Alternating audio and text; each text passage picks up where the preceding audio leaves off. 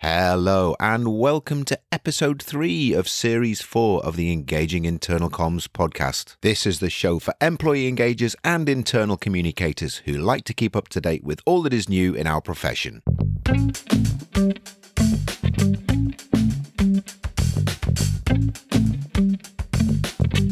My name's Craig Smith from the Big Picture People. Thank you very much for listening into today's episode. If this is the first time you've listened to the show, then we have 90 episodes preceding this back on our website and also on iTunes and whatever platform you're listening to this on. You'll be able to find our previous episodes there.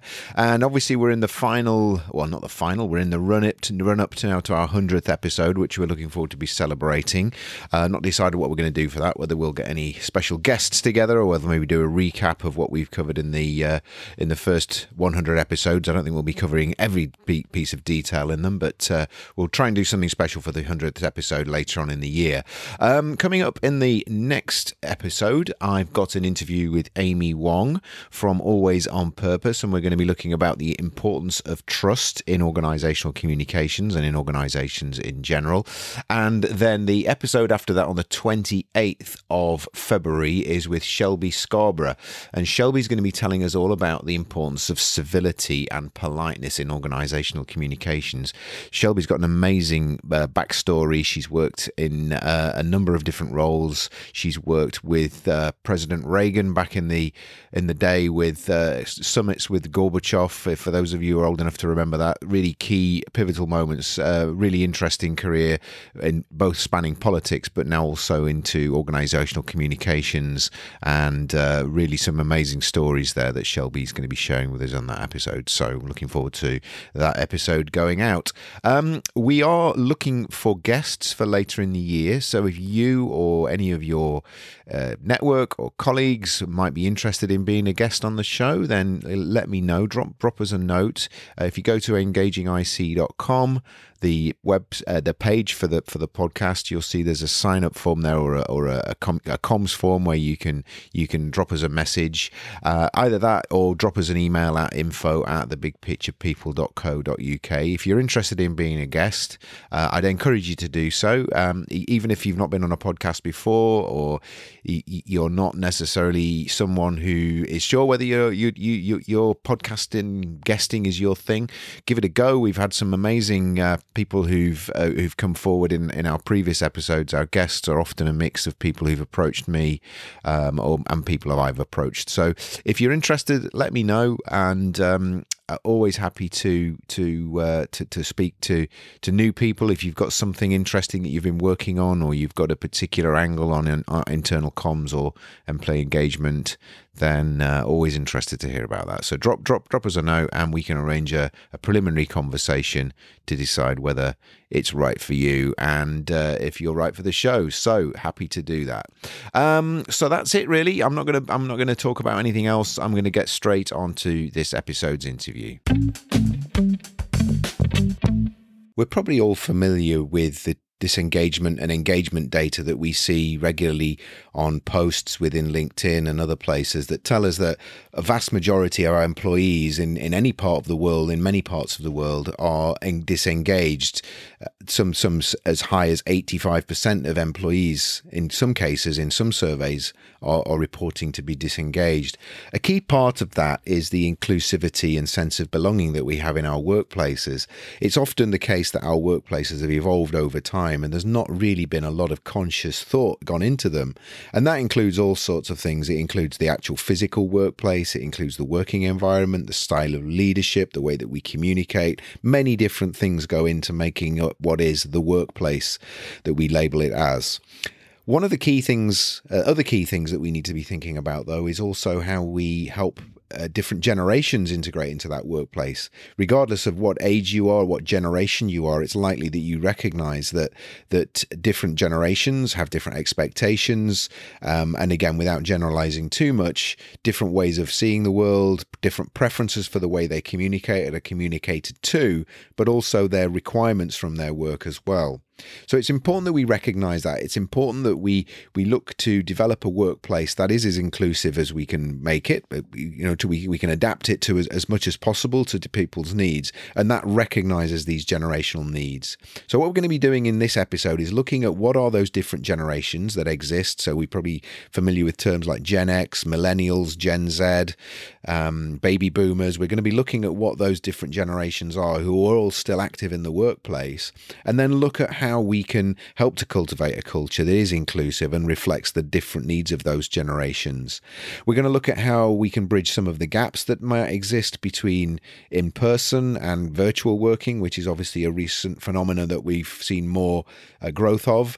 And also we're going to explore the idea that having a best friend at work is a really important component of your productivity and something that we should be thinking about trying to consciously create within our workplaces to help people feel more involved, engaged, and included. So that's what we're going to be looking at today, how we can create a conscious workplace, and particularly in the context of multi-generational working. So I hope you find this a useful conversation. My guest today is Shara Roman. Shara is the founder and CEO of the Silverine Group, which is a culture consulting firm which aligns people, strategy, and culture to optimize organizational performance. As an award-winning entrepreneur, board member, speaker, and author, and experienced chief human resources officer, Shara and her team consult with leaders to create healthy workplaces by helping them to build inclusive and workplace cultures, design effective organizations, and align their company values and people programs to achieve business results. So prior to founding the Silverine Group in 2016, Shara held leadership positions for Fortune 500 companies, which included Fannie Mae, Visa, as well as CGI and NRECA. Shara was born in India, schooled in Nigeria and England, and then left to live in Greece before coming to the United States. In her new book, The Conscious Workplace, Fortify Your Culture to Thrive in Any Crisis, Shara presents a perspective on the importance of workplace culture and how it leads to profitable business. That was a long introduction, Shara. So how are you and where are you, please, in the world at the moment? Craig, hi. I am doing really well. Thank you so much for having me on today. I am based in Arlington, Virginia, which is right outside the Washington, D.C. area. Yeah, fantastic. And we got a time difference there. It's morning your time, afternoon mine. It is morning, yes. What's the weather doing? I'm in British. I always ask about the weather. What's the weather like in Arlington at the moment? Well, it's pretty nice. It's cold, but good. It's crisp and fall, and it's pretty nice. Much better than the weather we had a couple of days ago, where it was pouring rain, and definitely made me think about my time in England. So, well, I can tell you that has made its way across here because it hasn't. We have not had a dry second today. It's just been continual rain. So I've battened down the hatches and closed the blinds, so hopefully you can't hear it rattling off the windows in the background. So anyway, I gave a long introduction there. I guess in your own words, tell us a little bit about what you're passionate about, what you're doing at the moment, and how that reflects the career that you've had so far, which is really, really diverse, both in terms of what you've done and where you've been as well. You're certainly a globetrotter. Yes, it's interesting, and thank you for that introduction. And it's always interesting to hear someone read, sort of your bio, and it makes you go, "Okay, that's really, really long." So I need to crisp that up. So thank you for indulging me and doing all of that. But as you said, I was born and lived in different places, and I think what that meant for me is that I essentially spent the first sort of 20 something years of my life, well, and even now, right, being a guest in someone else's country. And, all through my life, and particularly as a child and a young adult, I had to figure out how I could belong where I was, how could I sort of fit in, but then also, sort of match my family values, where I was brought up with this, this very strong sense of be who you are, be yourself, be authentic, know what you stand for, and don't compromise that.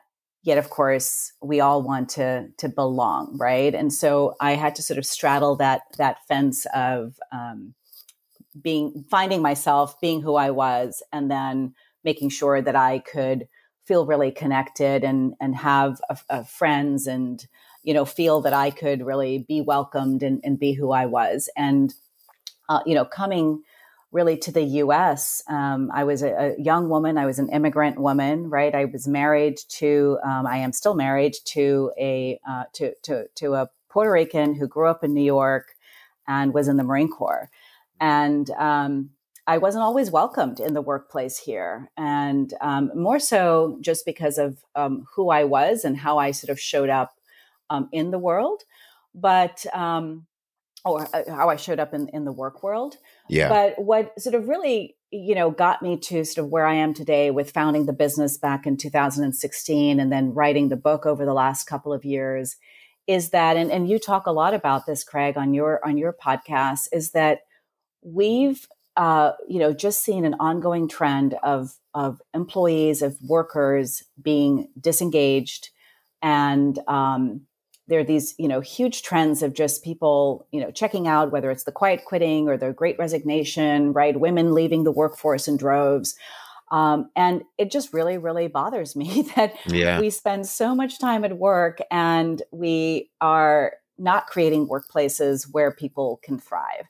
And on top of that, we have these huge demographic shifts, right, that are happening out there. We've got, the millennials arrived 40 years ago, and there's 70, 80 million of them, and they've really changed and challenged the workplace.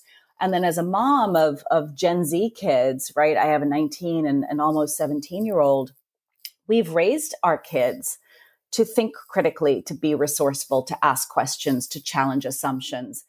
But our workplaces are so stifling. They don't allow people to sort of really bring those elements into the workplace. And I'm not talking about all workplaces. I'm talking about it sort of in generalities, right? Which sort of leads to this sort of 85% plus being disengaged. So I'm passionate about wanting to really help leaders have that light bulb moment where they can really understand what is happening externally in terms of the talent market and how they can shift how they build and curate and sort of foster the kind of culture and environment so that we can shift out of being in the 1950s and 60s, which and sort of really come into a much more modern day workplace. Yeah. And I guess hence the conscious workplace, something that's been thought through and planned rather than just happen chance, I guess.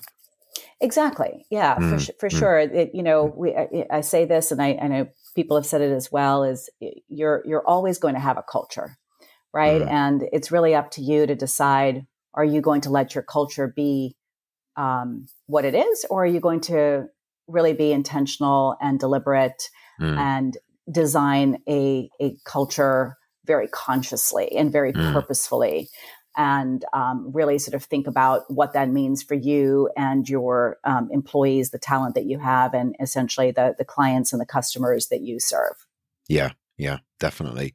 So you mentioned there about generational issues or generational gaps and how we how that factors into this idea of the conscious workplace and what people want.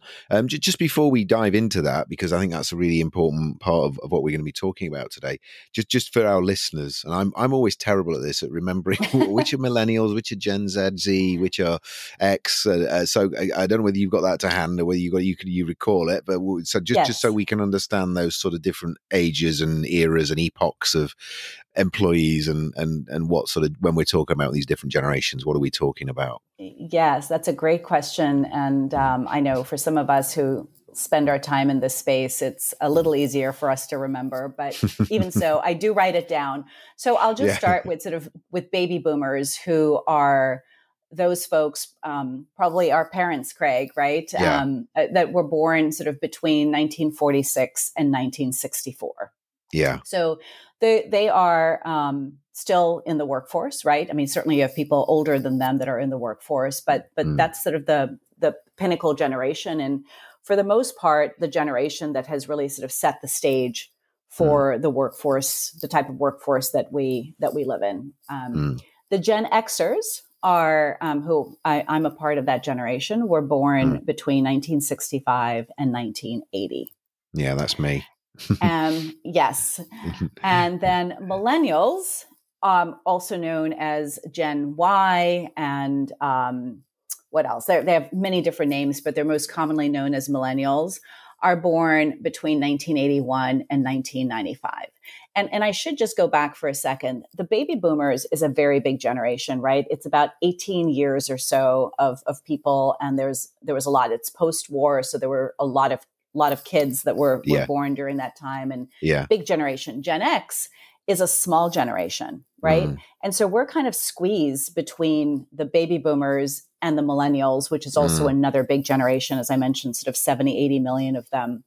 And then the Gen Zs, which are basically those born between 1996 and 2010. So the oldest of the Gen Zs is 26 years old.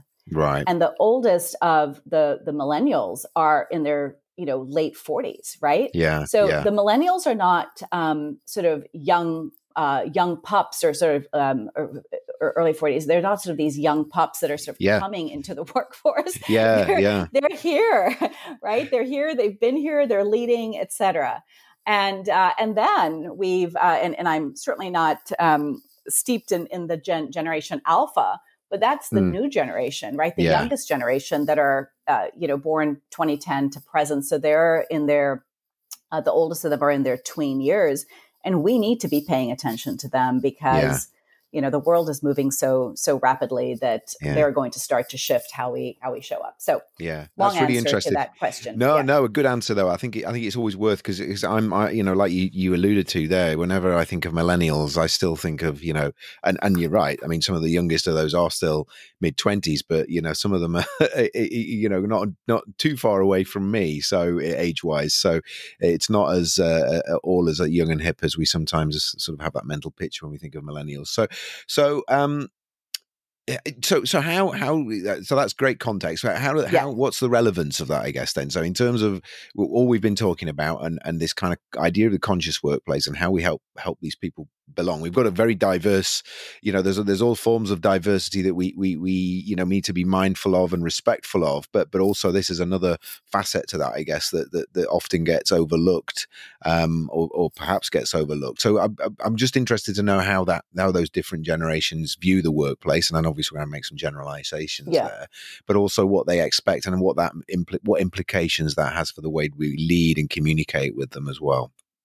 Yeah, really great question, Craig. And, I'll start with sort of Gen Z, because I think that's sort of where we need to really start to reframe how we think about the workplace and how we think about how we lead. So when you look at the Gen Z, they are the most racially and ethnically diverse group. Right. They are digital natives. I often sort of joke that they were born with a smartphone or an iPad in their hand, right? Hopefully the smartphone and not the iPad. But, they're digital natives. They're even more educated, believe it or not, than the millennials, who were the most educated generation.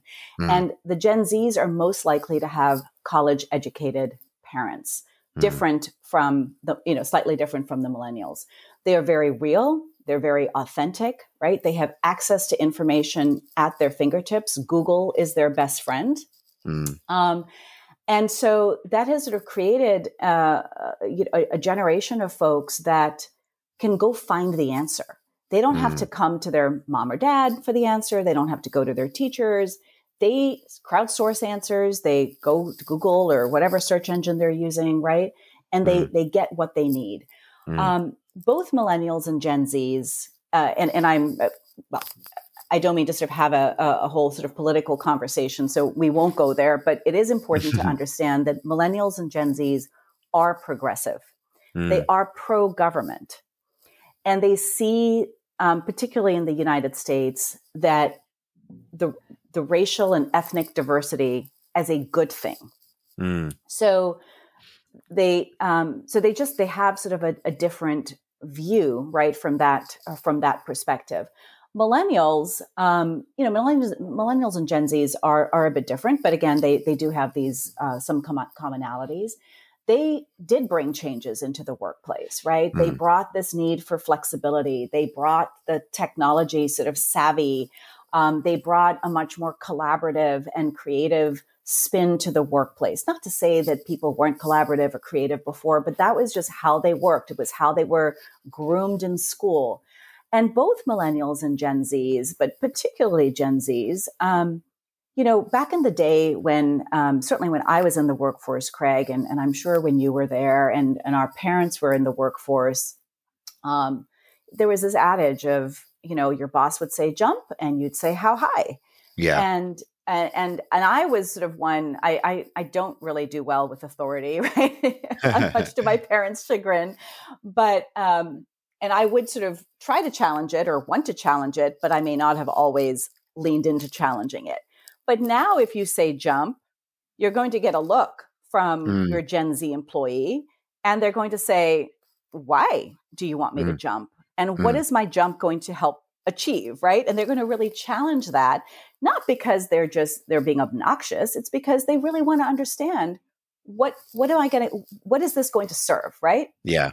And so in this conscious workplace, you have to be real and authentic.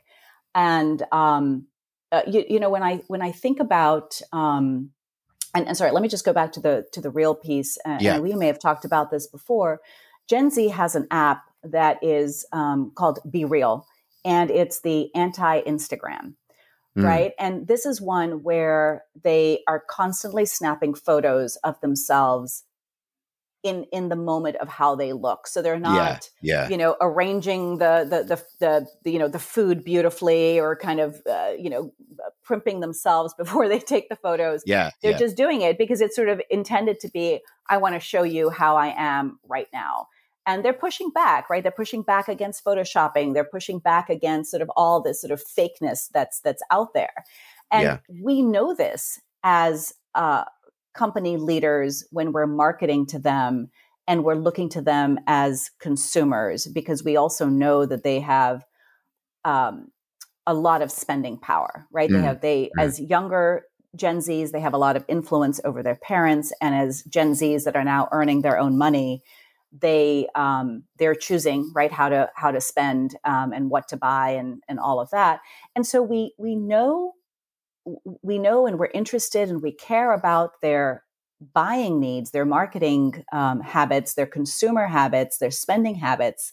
And we use all of that information to curate their feed on social media, right? To curate specific things.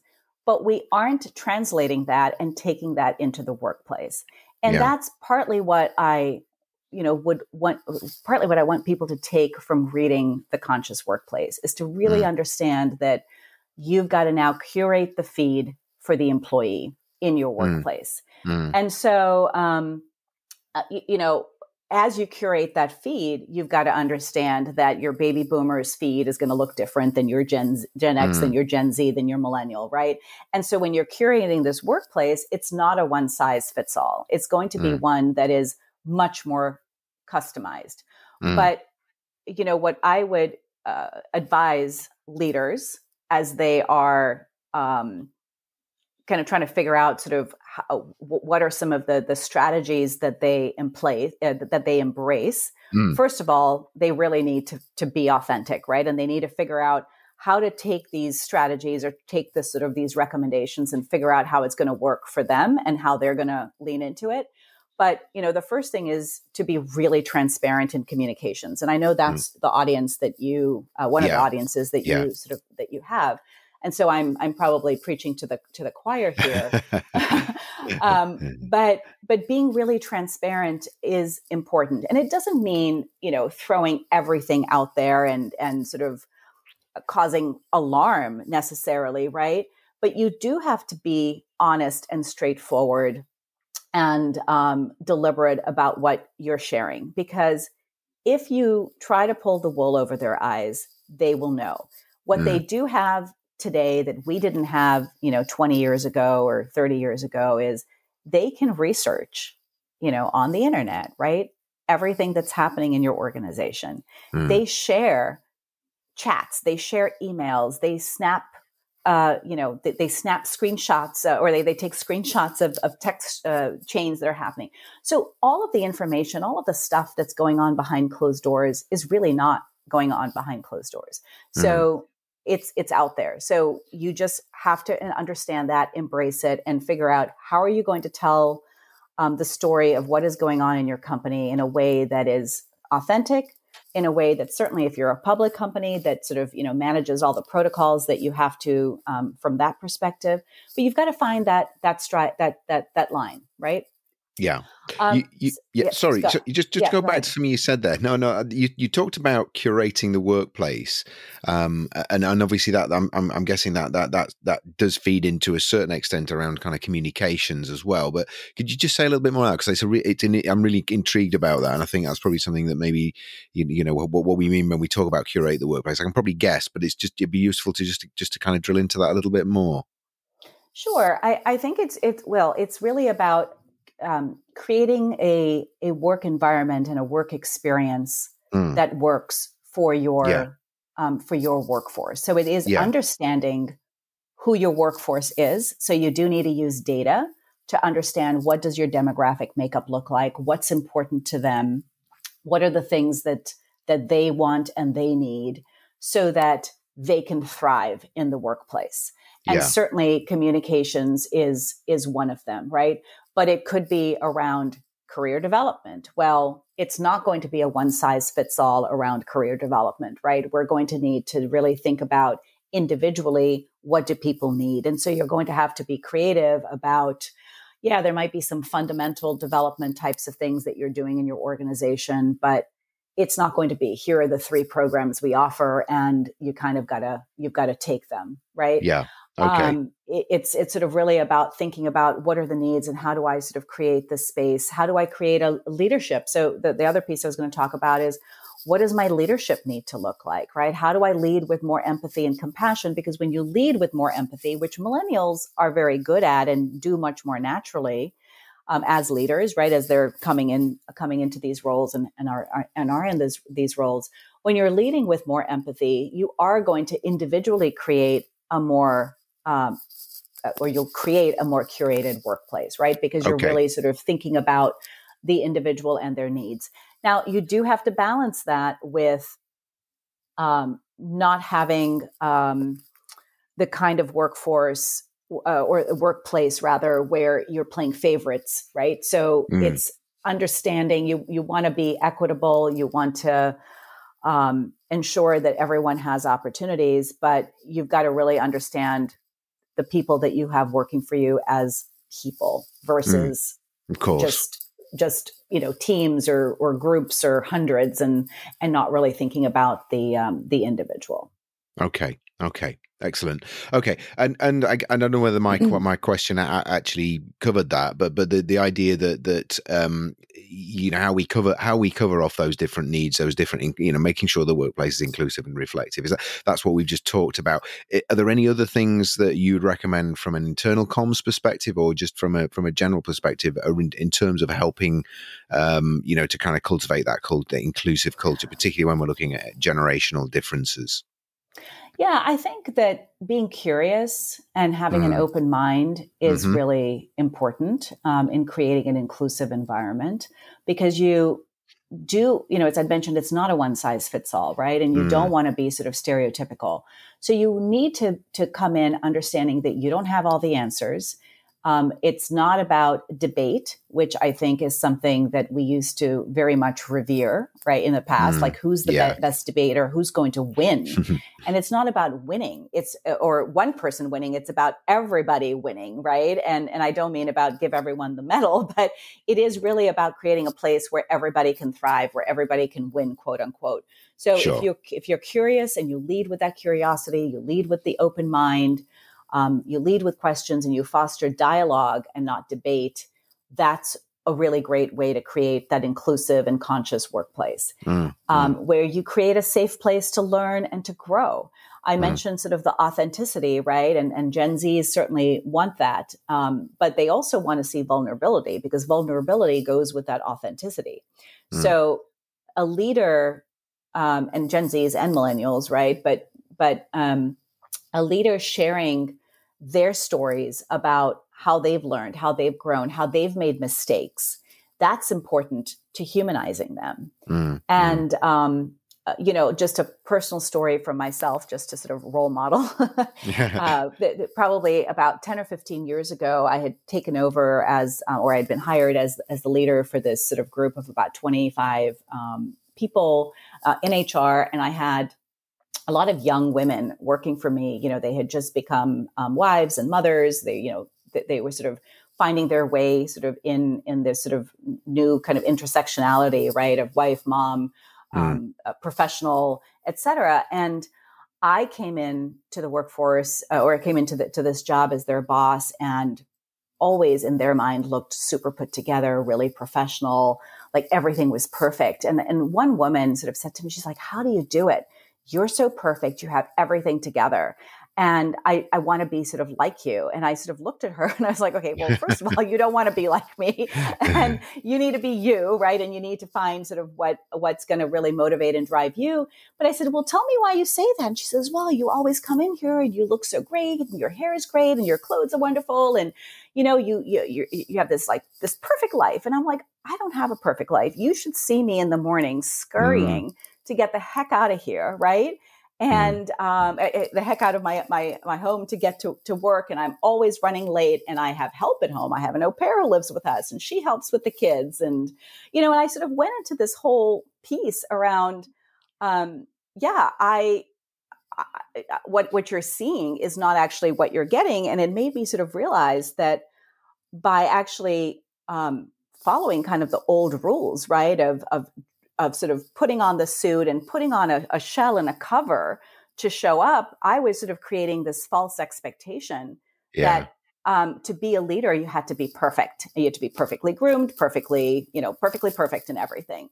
Yeah. And that moment made me realize, no, you have to sort of show kind of your mess ups, right? And it's okay. It's actually going to help them connect. And that was like the most enlightening conversation for me. It was amazing for her. And it sort of really changed the trajectory of how I sort of showed up, right? And how I continued to be open to learn.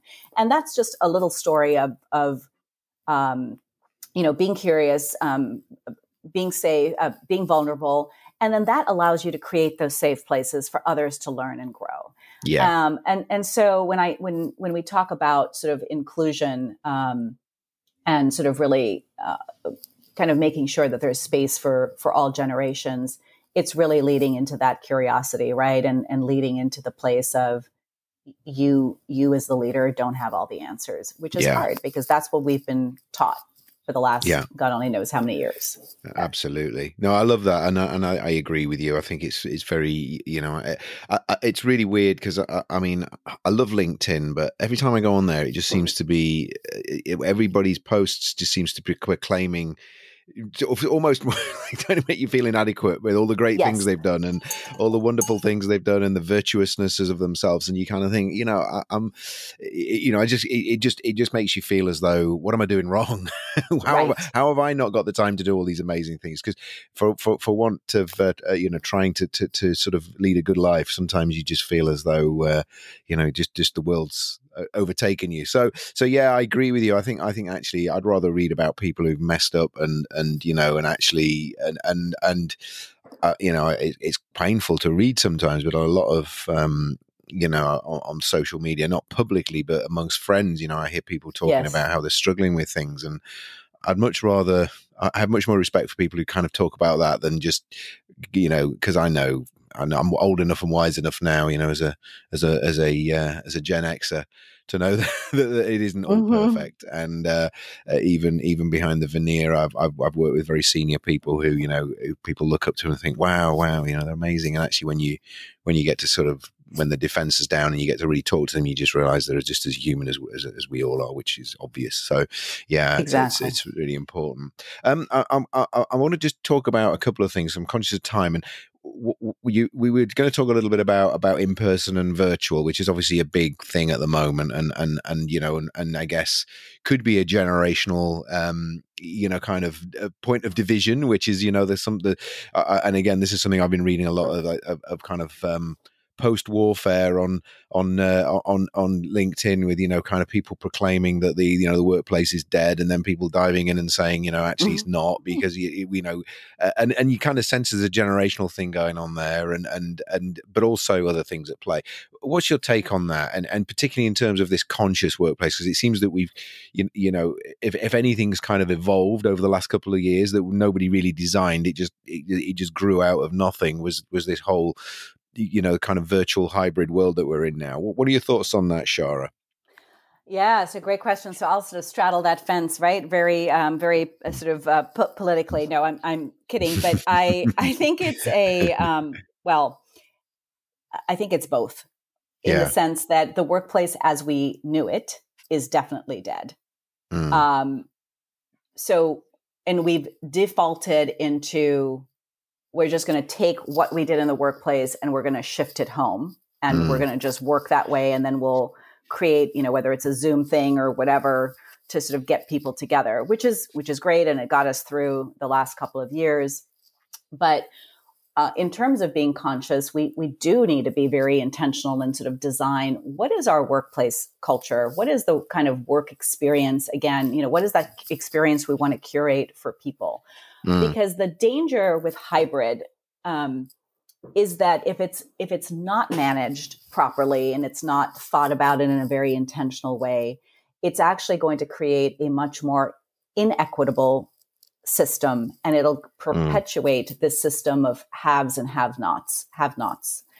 Because when you've got people, and we saw this before, right? When we'd have, a headquarters in a particular city, and then a handful or, a couple of handfuls of people strewn around in, remote offices or sort of, ancillary offices, or working from home, where they were never really kind of in the room where it happened, right? To quote Hamilton here.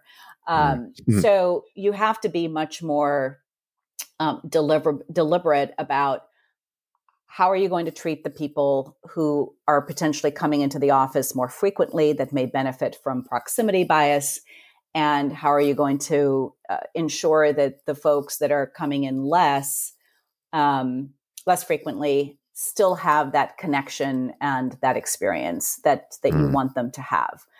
I think that, so for example, if you've got a tendency, as many of us do, that there's a bunch of people in a conference room and you have a meeting, and then there's a couple of people, Zooming in, and the Zoom call ends, and then people linger in the conference room and chit chat and talk more about the meeting, then you have just left out those two people, right? Or five people, or whatever it is. So you really need to think about, how am I going to manage this time that we're together so that everybody is part of the conversation? And so by actually having this sort of coming in a couple of days, whatever, and people sort of coming and going, that flexibility is also something we have to figure out.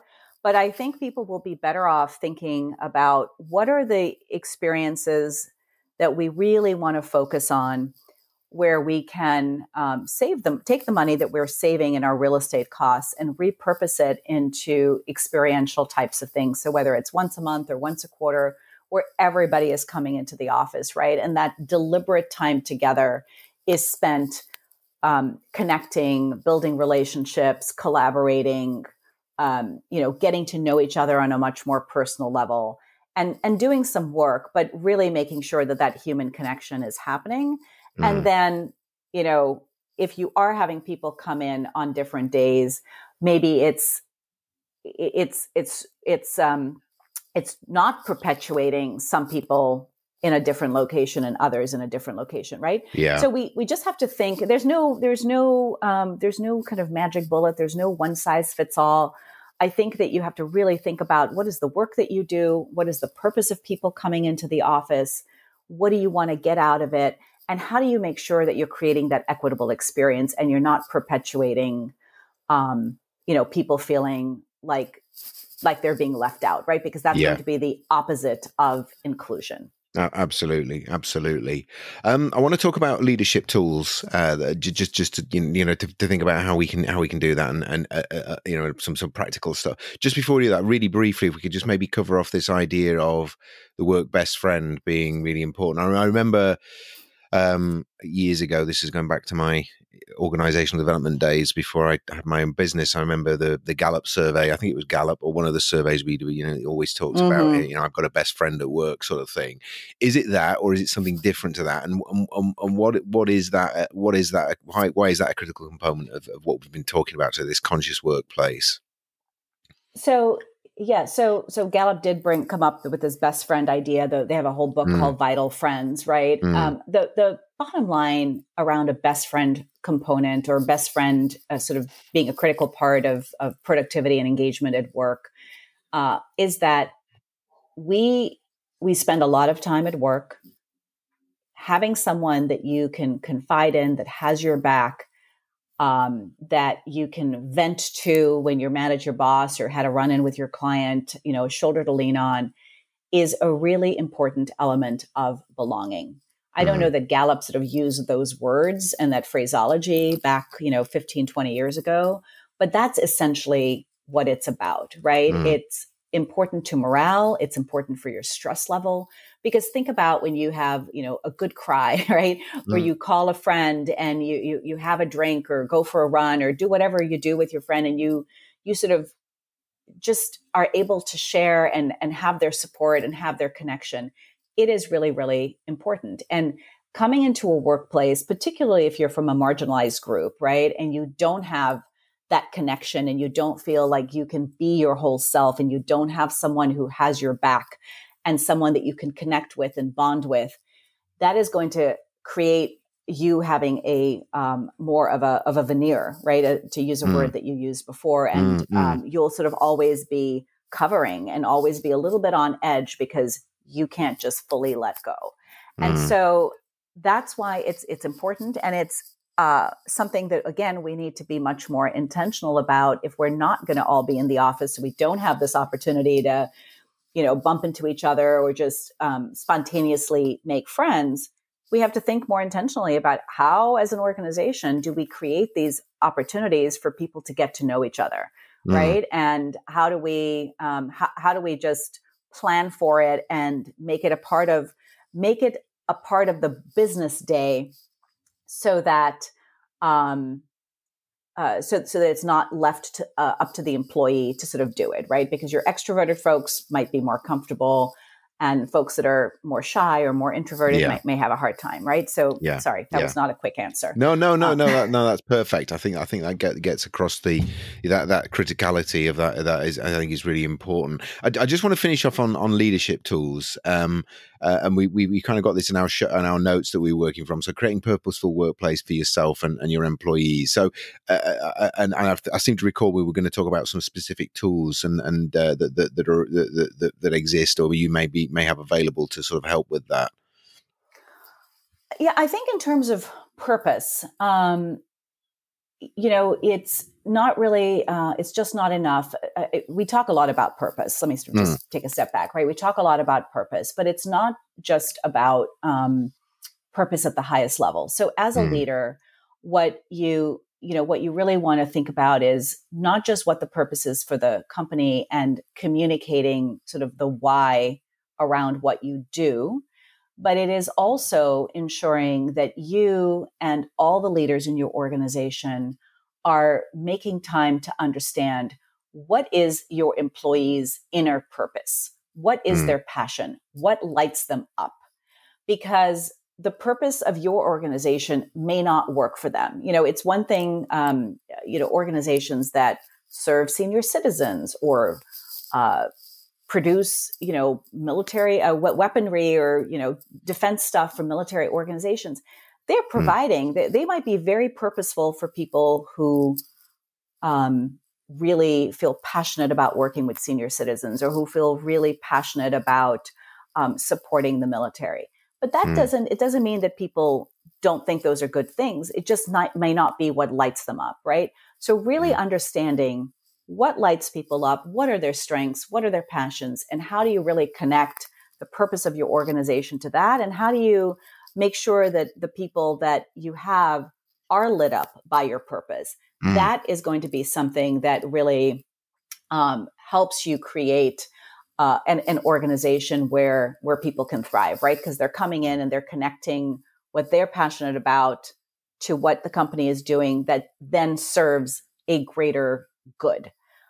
Because it's not just good enough anymore to work for a company that's not doing harm, right? Or, just doing good, but they really want to see sort of that connection. So that's sort of, I think, one big piece around really just ensuring you understand what the people that work for you are connected to and passionate about. Yeah. And I definitely agree with you. I think, and again, it's easy to stereotype, but I think definitely as we move into the sort of, the Gen Z and the Gen Alpha that you talked about earlier, I know they're still to go into the workplace. There's definitely a sense of, kind of having more responsibility, particularly when it comes to, the planet and also, society in general. And yeah, I mean, some people I know sort of a bit cynical about that. Sometimes say, well, we're all, I can think back to when we were in our teens and 20s, we were quite idealistic, but I think it's different. I think it's very different now. The world is clearly